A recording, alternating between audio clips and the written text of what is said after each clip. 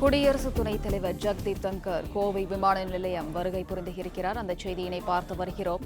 குடியரசு துணைத் தலைவர் ஜெகதீப் தன்கர் கோவை விமான நிலையம் வருகை புரிந்திருக்கிறார். உதகையில் ஆளுநர் ஆர் என் ரவி ஏற்பாடு செய்துள்ள துணைவேந்தர்கள் மாநாட்டில் தன்கர் பங்கேற்க உள்ளார். இந்நிலையில் குடியரசு துணைத் தலைவர் ஜெகதீப் தன்கர் கோவை விமான நிலையம் வந்தடைந்தார். இது குறித்தான விவரங்களை வழங்குகிறார் செய்தியாளர் நேசராஜ். நேசராஜ், வணக்கம். விவரம். வணக்கம். துணைவேந்தர்கள் மாநாட்டில் கலந்து கொள்வதற்காக கோவை விமான நிலையம் வந்தடைந்தார் குடியரசு துணைத் தலைவர் ஜெகதீப் தன்கர். நீலகிரி மாவட்டம் உதகையில் ஆண்டுதோறும் பல்கலைக்கழக துணைவேந்தர்கள் மாநாடு குடியரசு துணைத் தலைவர் தலைமையில் நடைபெற்று வருகிறது. இந்த நிலையில் இன்று மற்றும் நாளை ஆகிய 2 தினங்கள் உதகை ராஜ்பவனில் துணைவேந்தர்கள் மாநாடு நடைபெறுகிறது.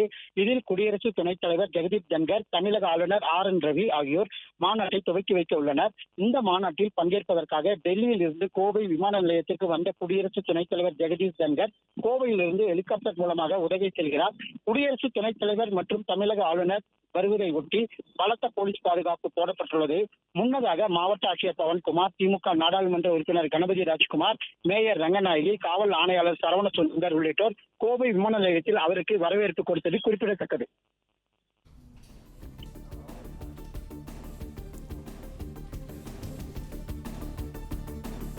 விவரங்களுக்கு நன்றி நேசராஜ். பிளே ஸ்டோர் மற்றும் ஆப் ஸ்டோரில் இருந்து பாலிமர் செயலியை QR கோடு மூலம் பதிவிறக்கம் செய்யுங்கள். செய்திகளை உடனுக்குடன் பெறுங்கள்.